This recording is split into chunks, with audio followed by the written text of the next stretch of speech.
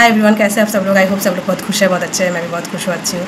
आज मैं जिस बारे में बात करना चाहती हूँ कि बैंकिंग एग्ज़ाम की ना बहुत लोग तैयारी कर रहे हैं और अगस्त में ही आरआरबी से जो है एग्ज़ाम स्टार्ट होगा। फिर RRB PO clerk, then IPS clerk, then IPS PO.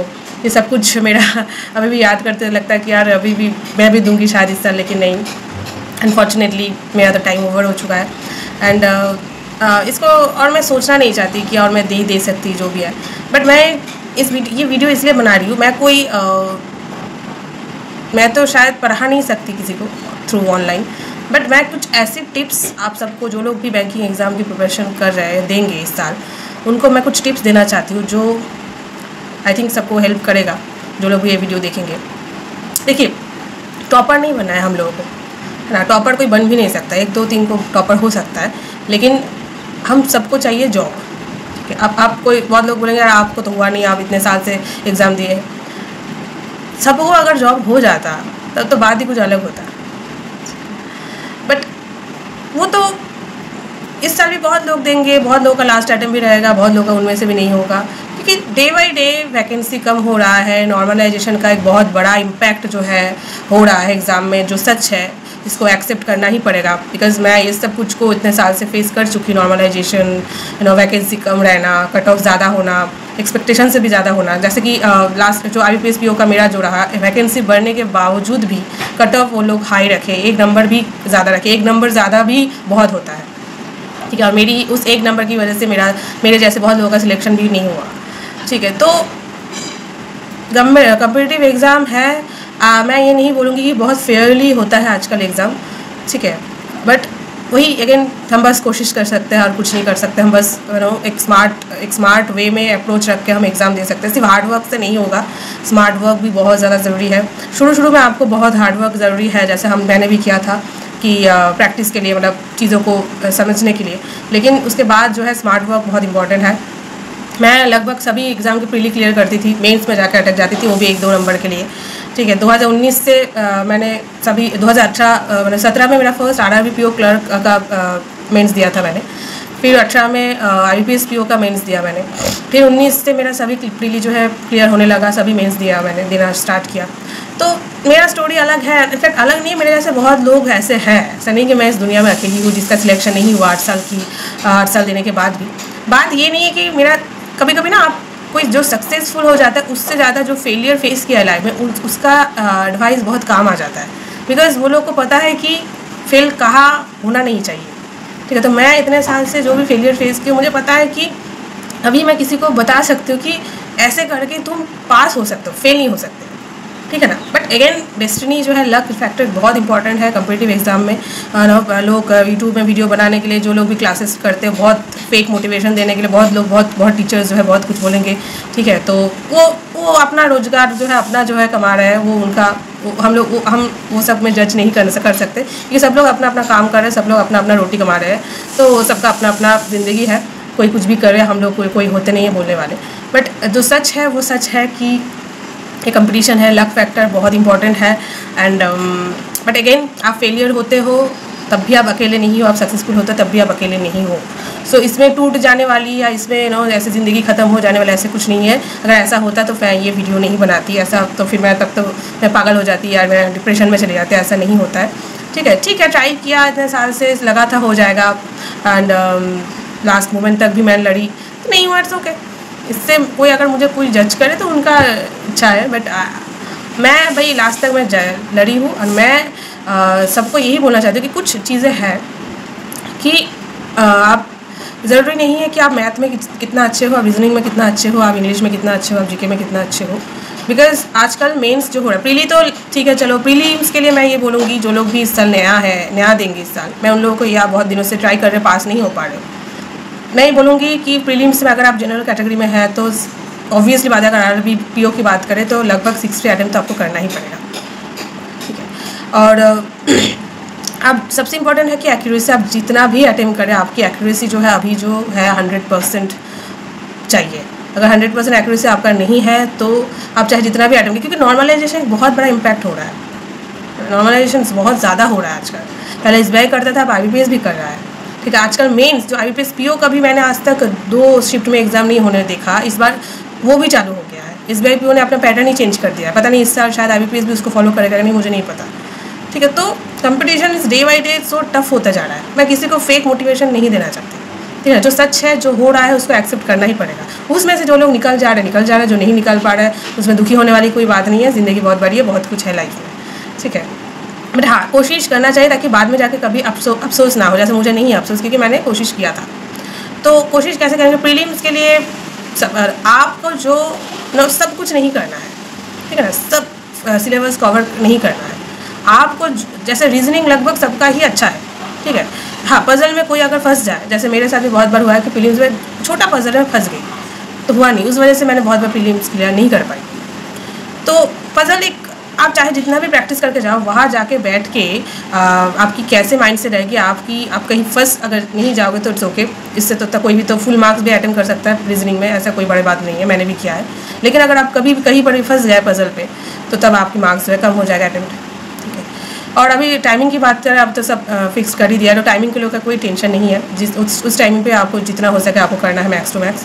But reasoning के बाद वही है कि पजल अगर आप फंस गए तो कोई कुछ कर नहीं सकता। अगर आप सब में कर लिए तो फुल मार्क्स भी आप अटेम्प्ट कर सकते हो। मैथ्स की बात करें, मैथ्स जो है आजकल सिंप्लीफिकेशन जो है बहुत कम कर दिया है, ज़्यादातर एरिथमेटिक जो है ज़्यादा दे रहे हैं एंड DI पे ज़्यादा फोकस कर रहे हैं।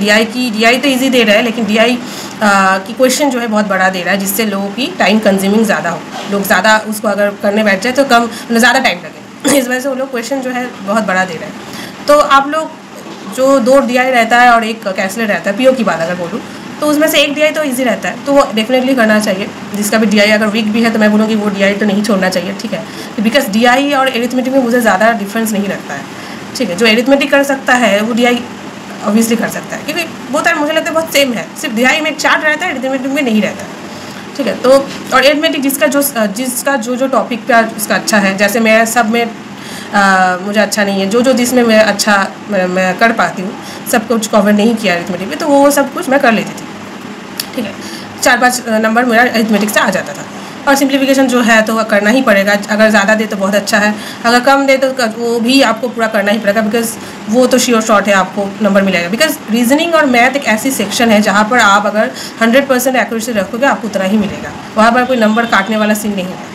इंग्लिश बहुत लोगों का वीक है, इंग्लिश में नंबर का ज़्यादा कम हो सकता है, तो इंग्लिश जिसका जैसा है। अब ये मैं नहीं बोलूँगी कहीं पर भी, जैसे मैं इंग्लिश का एक एवरेज स्टूडेंट हूँ, मैं कभी भी इंग्लिश में ज़्यादा मार्क्स कभी नहीं कर सकती, ठीक है, चाहे मैं जितना भी कर लूँ। तो जो लोगों की जैसी बेस है इंग्लिश का, वैसे ही हाँ प्रैक्टिस से थोड़ा और बेहतर हो सकता है, लेकिन आप कभी भी नहीं सोच सकते कि आप इंग्लिश में आप एक एवरेज स्टूडेंट होके हमेशा से आप अचानक से आप बैंकिंग एग्जाम की इंग्लिश में आप 30 में 30 पा लोगे, ऐसा नहीं हो सकता है, ठीक है ना, चाहे जितना भी प्रैक्टिस कर लो, ठीक है। इंग्लिश में पैसेज एक बहुत इंपॉर्टेंट है, जो वहाँ से आपको बहुत अच्छा मार्क्स मिलेगा। अगर आपको पैसेज करना आता है, पढ़ना आता है, तो आपको समझ में आता है, तो अगर आपकी ग्रामेटिकल चीज़ें जो है वीक है तो आपको डेफिनेटली पैसेज से जो है नंबर उठाना ही पड़ेगा। वो जो 10 मार्क्स का रहेगा प्रीलिम्स में उसमें आपको करना ही पड़ेगा, ठीक है। चाहे 10 में से 8 मार्क्स तो आपको उठाना ही पड़ेगा वहाँ से, अगर आपकी ग्रामेटिकल पार्ट वीक है तो, ठीक है।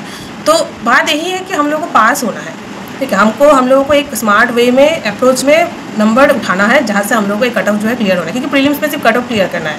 हम लोगों को ज़्यादा मार्क्स मिलकर कोई फ़ायदा नहीं है और कम मार्क्स मिले, हम लोगों को सब कट ऑफ क्लियर करना है, ठीक है। तो ये तो गया प्रीलिम्स की बात। और मेंस की बात ये करूँगी कि मेंस में कुछ नहीं बोल सकते कि कभी रीजनिंग, अगर RRB की बात करूँ, RRB में हमेशा रीजनिंग अच्छा आता है, ये हमेशा पकड़ के चलिए। RRB में हमेशा रीजनिंग अच्छा आता है, चाहे PO में हो क्लर्क में हो, रीजनिंग ये ऐसा सेक्शन रहता है RRB में मेंस में जहाँ से आप नंबर उठा सकते हो बहुत अच्छा, ठीक है। और इस बात तो टाइम भी फिक्स हो चुका है, तो और भी टेंशन नहीं है, ठीक है। मैथ्स, ऑब्वियसली मैथ्स एक ऐसे सेक्शन है जहाँ पर लोगों को फंसाने के लिए सबसे अच्छा सेक्शन है मैथ, ठीक है, क्योंकि बहुत लोगों का मैथ वीक है और इंग्लिश वीक है, ये दोनों में से किसी एक का एक वीक है बहुत लोगों का, ज़्यादातर लोग का, और उसी में ही फंसते हैं लोग। तो मैथ्स RRB में तो 1.25 करके नंबर रहता है, तो आप जितना हो सके आपसे होगा विद एक्यूरेसी आप करेंगे। टाइम बहुत रहता है, उस टाइम से आपको जितना हो सके आपको करना पड़ेगा। मेन जो चीज़ RRB का वो है कि कंप्यूटर, वो एक बहुत बड़ा गेम चेंजर है। GK तो है ही, GK का आजकल कुछ कोई नहीं बोल सकता कि आप यहाँ से कर लो मिल जाएगा, वहाँ से कर लो मिल जाएगा, क्योंकि GK जो दे रहा है, जो इतना डीप से क्वेश्चन दे रहा है, तो कोई कुछ नहीं बोल सकता, चाहे आप जितना भी सोर्सेज से कर जाओ। हाँ, आपको शायद आप शायद क्या बोले 40 में से आप 20 का अटेम्प्ट कर सकते हो, पर ज़रूरी नहीं है कि आप 20 को ही सही हो जाए, ठीक है ना। तो अगर जीके में मैं ये कहूँगी जितना हो सके एक्यूरेसी के साथ, अगर आपको टेंशन नहीं लेना है कि हाँ जीके खराब आ, जीके खराब सबके लिए खराब होता है और कट ऑफ भी बहुत कम जाता है। आपको जितना लगे कि हाँ मैं इतना ही करूँगी, 10 को करूँगी, 10 को ही सही है, बस 10 को कीजिए, कोई उससे दिक्कत नहीं है। मेन जो आरआरबी का जो गेम चेंजर है वो है कंप्यूटर, ठीक है। मैं अरोड़ा एडुकेटर नाम करके एक चैनल है जहाँ से मैंने आरआरबी के लिए प्रिपरेशन लिया था कंप्यूटर में। ही इज़ सो ऑसम, उनके जैसे टीचर में नहीं मिला। उनका क्लासेस अगर आप देखेंगे, ठीक है, उनकी जो वहाँ से नोट्स बनाएंगे सब कुछ की एक डिटेल्स में वो क्लासेस करते हैं। उनकी आप चाहे तो उनकी जो पैकेज है वो भी ले सकते हो, नहीं तो आप मैंने नहीं लिया, मैंने सिर्फ उनकी क्लासेस देखी थी, उन्होंने जो क्वेश्चन करवाया था वही देखी थी। एग्जैक्टली वैसे ही मुझे एग्ज़ाम में मिला था आरआरबी पीओ में, एंड थैंक गॉड, मैं सच में मुझे 40 में से 20 मिला था। एंड सिर्फ और सिर्फ उनकी वजह से, उनकी चैनल को मैंने देखती थी, उनके चैनल से मैं क्वेश्चन करती थी, प्रिपरेशन लिया था, इसलिए मिला, नहीं तो उतना भी नहीं मिलता मुझे, ठीक है। तो आप चाहे तो अरोड़ा एडुकेशन नाम करके एक चैनल है, वहाँ पे जाकर आप उनकी सब्सक्राइब करें और उनके चैनल को फॉलो कीजिए, बहुत ही हेल्पफुल होगा, बहुत ही हेल्पफुल होगा। आप कहीं से कहीं पर जाने की ज़रूरत नहीं है, ठीक है। और जीके का तो मैं कुछ नहीं बोल सकती, वो कहीं से भी आप कीजिए, जहाँ जो सही लगे। मैं गाइडली फॉलो करती थी, गाइडली का जो क्विज़ है, स्मार्ट क्विज़, वो बहुत ही अच्छा है, वहाँ से बहुत क्वेश्चन आपको मिल जाएगा, हर एक वीक का क्वेश्चन आपको वहाँ पर देते हैं, तो आप प्रैक्टिस के लिए कर सकते हैं। तो मेन चीज़ है कि इंग्लिश या हिंदी, जो जिसका हिंदी है, हिंदी अच्छा है तो हिंदी से बहुत लोग नंबर उठा लेते हैं। इंग्लिश बहुत लोगों का कम है, तो मेरा तो मुझे इस साल आरआरबी में 18 मिला था इंग्लिश में, तो सोची थी कि 20-25 मिलेगी, लेकिन नहीं हुआ। तो इंग्लिश और मतलब इंग्लिश और हिंदी और कंप्यूटर, ये दो चीज़ आरआरबी में बहुत बड़ा फैक्टर है आपको पास कराने के लिए, ठीक है। अब मुझे नहीं लगता और कुछ बोलने की ज़रूरत है।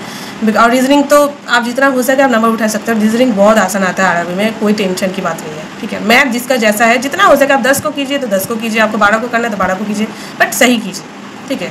मेन पार्ट है जीके में भी आपको जितना आया उतना ही करिए, गलत मत कीजिए। मेन पार्ट है कंप्यूटर और इंग्लिश या हिंदी, ये दोनों में अगर बहुत अच्छा मार्क्स आप उठा लिए तो आप डेफिनेटली आरआरबी मेंस जो है क्लियर कर लोगे, उसमें आपको कोई नहीं रोक सकता, ठीक है। और same to same RRB clerk में भी, वहाँ पर भी वही मैं सेम ही चीज़ बोलूँगी।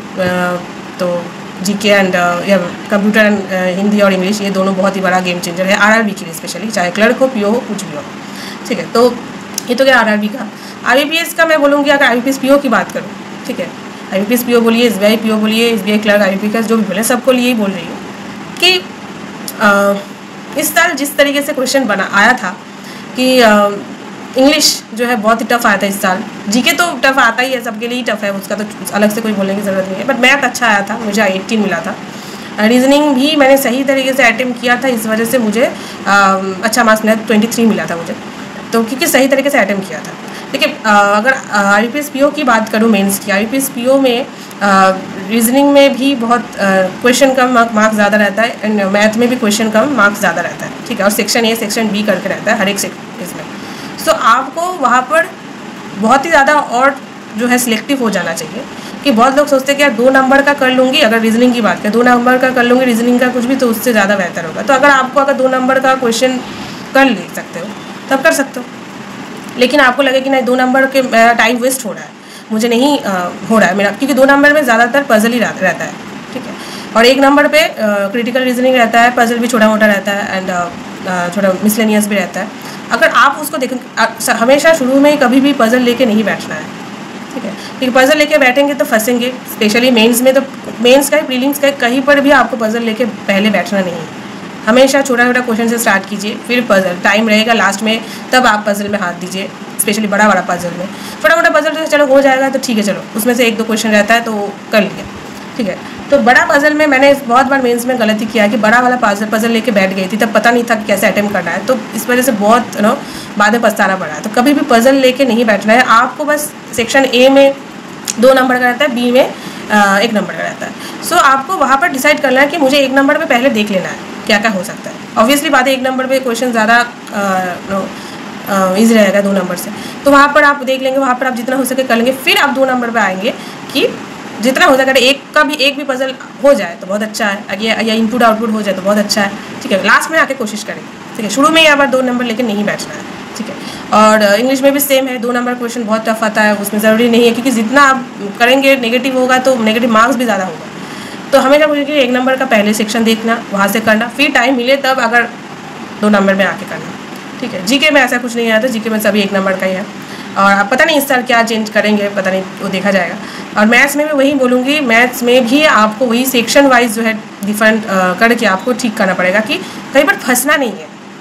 मेन चीज़ मैं ये बोलना चाहता हूँ, कहीं पर फंसना नहीं है। बहुत लोग क्वेश्चन लेके ईगो पे आ जाते हैं, उस पर सॉल्व करने की इतना कोशिश करते हैं कि टाइम चला जाता है। तो मैं ये बोला कहीं पर फंसना नहीं है, ठीक है। क्वेश्चन हार्ड आ रहा है, नर्वस सिस्टम को डाउन नहीं करना है। वहाँ पर बहुत लोग नर्वस होकर अच्छे स्टूडेंट का जो है वो लोग खराब अटेम्प्ट कर लेते हैं, ठीक है। टफ आया है, सबके लिए टफ आया है, ठीक है। बट कॉन्फिडेंस हमेशा रखना है, ठीक है, नहीं हो रहा है, ठीक है, छोड़ो, कुछ और करो, कम आइटम है, इट्स ओके, ठीक है। मुझे नहीं ना पता कि मेरे पास सब लोग को क्या हो रहा है, बट इतना पता है मेरे साथ जो भी हो रहा है सबके साथ वही हो रहा है, ठीक है। अगेन गेम चेंजर जो है हो जाता है कि जीके में बहुत लोग एक्स्ट्रा ऑर्डिनरी है, उन लोगों का अच्छे से अच्छा अटेम्प्ट भी कर लेते हैं, अच्छा मार्क्स भी मिल जाता है, ठीक है। तो जीके का वो अपना अपना सबका है, कहाँ से क्या करना है, क्या से नहीं करना। ये कोई नहीं बोल सकता कि यहाँ से करके जाइए तो क्वेश्चन मिलेगी, वहाँ से करके जाइए, कोई भी नहीं बोल सकता है। सबका अपना अपना है, जो जिसका जैसे पढ़ता है वो उसका ऐसे ही उसका रहता है, ठीक है। तो मेरा भी जैसे मैं जीके में वीक हूँ तो मेरा हमेशा से वीक ही रहा है, हमेशा से मेरा नंबर कम ही आया, चाहे मैं जितना भी कोशिश किया है नंबर कम ही मिला है मुझे। पास हो गई लेकिन कम मिला है मुझे, क्योंकि जीके मेरा वीक है, ठीक है। तो वही एक्स्ट्रा ऑर्डिनरी जो लोग होते हैं जीके में, वो अलग बात होता है, ठीक है। तो जीके को लेकर मैं कुछ नहीं बोलूँगी, ठीक है। इंग्लिश का वही है कि 1 नंबर का क्वेश्चन कीजिए, 2 नंबर का अगर नहीं भी हुआ इट्स ओके, लेकिन अगर करोगे तो बहुत सोच समझ के करोगे, क्योंकि अगर गलत हुआ तो उसमें नंबर भी बहुत कम हो जाएगा, नेगेटिव मार्क्स। और रीजनिंग मैथ में तो गलत करने की कोई कोशिश भी मत करना, अगर कम हुआ तो कम हुआ, नहीं हुआ तो बाहर में जाए, ठीक है। कम ज़्यादा करके रीजनिंग मैथ एक ऐसा सेक्शन है, मैं तो ये कहूँगी गलत होने का चांस ही मत देना, चाहे कम भी हो, ज़्यादा करो, जो भी करो। हाँ, रीजनिंग में, क्रिटिकल रीजनिंग में गलत होने का चांसेस रहता है मेंस में, ठीक है। तो वो ठीक है, चलो 5 में से 1-2 क्वेश्चन गलत हो गया, लेकिन बाकी चीज़ों में जो मिसलेनियस आप करोगे या पजल करोगे उसमें गलती ना हो। मैथ्स में भी तो गलत होने की चांसेस ही नहीं है, वहाँ पर तो कोई डीआई रहेगा या क्वाड्रेटिक इक्वेशन रहेगा, वहाँ पर जो है जितना आप करोगे डेटा सफिशिएंसी रहेगा, जो भी आपको लगेगा कि ये अब सही करोगे, बस गलत नहीं होगा, ठीक है। डिस्क्रिप्टिव की कोई बात नहीं बोल सकती कि इस साल डिस्क्रिप्टिव बहुत ही घटिया आया था, एंड इसलिए वो लोगों को नॉर्मलाइजेशन करके बहुत ज़्यादा मार्क्स दिया था। मैंने अच्छे नहीं लिखा, फिर भी मुझे 16 मार्क्स मिला, जो मैं पता नहीं कैसे दिया मुझे, तो मुझे नहीं पता। तो ऐसा है IBPS का, SBI जो भी एग्ज़ाम का, जो मेंस की बात कर रहे हो, SBI मेंस सच मैं कभी दिया नहीं, एक बार ही दिया था, अच्छा ही हुआ था। तो बट ये जो नया इसका जो अभी चालू हुआ है वो तो मैं इस साल प्रीलिम्स क्लियर नहीं कर पाई, तो नहीं दे पाई। अगर देती तो मैं बता देती कैसा होता, कैसा लगा मुझे। तो SBI क्लर्क, IBPS क्लर्क और IBPS PO, अब सब कुछ पहले क्या होता था, पहले शिफ्ट एक ही शिफ्ट में होता था IBPS का, अब वो भी SBI के जैसे फॉलो कर रहा है, 2-2 शिफ्ट में एग्ज़ाम करा रहा है। तो अभी सिचुएशन बहुत बदल गया है, ठीक है। आपको बहुत कामली हैंडल करना पड़ेगा, आपको अगर ज़्यादा अटेम्प्ट भी नहीं हो रहा है फिर ओके, ठीक है, एक्यूरेसी रखना पड़ेगा, बिकॉज गॉड नोज़ कि आपको पता नहीं नॉर्मलाइजेशन से आपको सिलेक्शन हो जाए, क्योंकि इस बार हुआ है IBPS में नॉर्मलाइजेशन की वजह से बहुत लोगों का सिलेक्शन हुआ नहीं है। जो लोग ऑलरेडी जॉब लेके बैठे हैं उनको समझ नहीं आ रहा है कि इतना कम मार्क्स कैसे मिल गया है, और बहुत लोगों को हो गया है। तो बहुत ज़्यादा लक फैक्टर हो चुका है आजकल, एक जुआ की जैसे हो चुका है। लेकिन फिर भी मेहनत करना पड़ेगा, फिर भी प्रैक्टिस करना पड़ेगा, फिर भी एक होप लेकर चलना पड़ेगा कि चलो इस साल अच्छे से देंगे, बिकॉज सिस्टम इस हमारे हाथ में नहीं है, सिस्टम क्या करेगा वो हम लोग के हाथ में नहीं है, ठीक है। बस हम एग्ज़ाम दे सकते हैं, एग्ज़ाम हॉल में जाके बैठ के एग्ज़ाम दे सकते हैं, बस इतना ही हमारे हाथ में है, ठीक है। बाकी पढ़ना कहाँ से पढ़ेंगे इतना ही हमारे हाथ में है। क्या होगा, पास होंगी कि नहीं, क्या नॉर्मलाइजेशन क्यों हो रहा है, रॉ मार्क्स क्यों नहीं दे रहा है, ये सब हमारे हाथ में नहीं है, ये सिस्टम के हाथ में है। हाँ, इसके लिए अगर हम लोग मिलके, सब लोग मिलके इसको चेंज करेंगे, कोशिश करें, वो बहुत बड़ा चीज़ हो जाएगा, वो कभी पॉसिबल ही नहीं है अभी, ठीक है ना। तो बस यही है कि माइंडसेट रखिए कि फंसना नहीं है, एक्यूरेसी रखना है, चाहे कम ही हो, और रीजनिंग मैथ में कोई गलत नहीं करना है, और इंग्लिश में बहुत ध्यान से आप कम ही करो लेकिन एक्यूरेसी रखो, ठीक है। और जीके जब सबका अपना अपना जो भी है नॉलेज है, जो भी जहाँ से पढ़े, सोर्सेज से पढ़ो, जितना हो सके पढ़ो, और उसका कोई लिमिट नहीं है। और है कि कंप्यूटर में अरोड़ा एडवोकेटर जो चैनल का नाम है वो फॉलो कीजिए, मैं डेफिनेटली आपको बेनिफिट मिलेगी, 100% मिलेगी, मुझे मिली है। मैं आप इसलिए सबको बोल रही हूँ क्योंकि RRB में कंप्यूटर बहुत बड़ा गेम चेंजर है, और इंग्लिश और हिंदी भी बहुत बड़ा गेम चेंजर है, ठीक है। और रीजनिंग जितना हो सके आप अटेम्प्ट कीजिए, RRB में बहुत अच्छा आता है क्वेश्चन, ठीक है, क्योंकि मैं इतने साल से दे रही हूँ, मैं देख रही हूँ रीजनिंग क्वेश्चन हमेशा आरआरबी में बहुत अच्छा आता है, ठीक है, इसमें कोई चेंजेस नहीं है। तो यही है सबके लिए, मैं यही बोलूँगी अगर कोई भी हेल्प की ज़रूरत हो आप मुझे कमेंट कर सकते हैं, ठीक है, मैं अपना नंबर भी शेयर कर दूँगी, वहाँ पे आप कॉल कर सकते हो, मुझसे बात कर सकते हो, कोई भी हेल्प की ज़रूरत हो तो। बट होप रखिए, ये भी नहीं बोलूँगी बहुत ज़्यादा, या होप छोड़ दीजिए ये भी नहीं बोलूँगी। अगर आपको लग रहा है कि आप कर लोगे तो कोशिश करना तो बनता है, ठीक है ना। अगर आपको नहीं लग रहा कि नहीं मुझसे नहीं होगा तो छोड़ दीजिए, ठीक है। जैसे मुझे लगता था कि मैं कर लूँगी इसलिए कोशिश किया मैंने, नहीं हुआ, डेस्टिनी में नहीं था, डेस्टिनी में कुछ और है, क्या है मुझे नहीं पता, मैंने करना था मैंने कर लिया है, ठीक है। तो मैंने इतने साल से एक्सपीरियंस गेन किया, इसलिए मैं आप लोगों से ये शेयर कर पा रही हूँ, ये भी एक बहुत बड़ी बात है, ठीक है। तो जो मुझे पता है हालत कैसा है ना, बहुत लोग जो जिन लोगों को जॉब मिल गया है वो लोग बोलेंगे कि यार ये नेगेटिव बातें बोल रही है, इसको नहीं मिला इसलिए, नहीं, हालत ही ऐसा है कि कुछ बोल नहीं सकते, ठीक है। सिलेक्शन सबका नहीं होता है, ये भी सच है, ठीक है ना। सबको अगर लग रहा है कि हाँ मुझे सिलेक्शन हो जाएगा तब तो सभी लोगों का सिलेक्शन हो जाएगा, लेकिन हमारे सिस्टम ही ऐसे है, ऐसे एग्ज़ाम पैटर्न चेंज हो रहा है, ऐसे वैकेंसी कम हो रहा है, सब कुछ एक हालात ही ऐसे है कि हम इसके साथ लड़ नहीं सकते, हम बस खुद के साथ खुद को बेटर बनाने के लिए लड़ सकते हैं और कुछ नहीं। सो आई होप ये वीडियो अच्छा लगा हो, हेल्पफुल लगा हो, अगर लगा हो तो प्लीज़ लाइक शेयर और सब्सक्राइब कीजिए मेरे चैनल को। अगर कुछ भी क्वेरीज हो तो मुझे कमेंट सेक्शन में बोल सकते हो, मैं अपना नंबर दे दूँगी, आप उससे कॉन्टैक्ट कर सकते हो, ठीक है। सो मिलता है नेक्स्ट वीडियो में, तब तक के लिए बाय बाय, टेक केयर।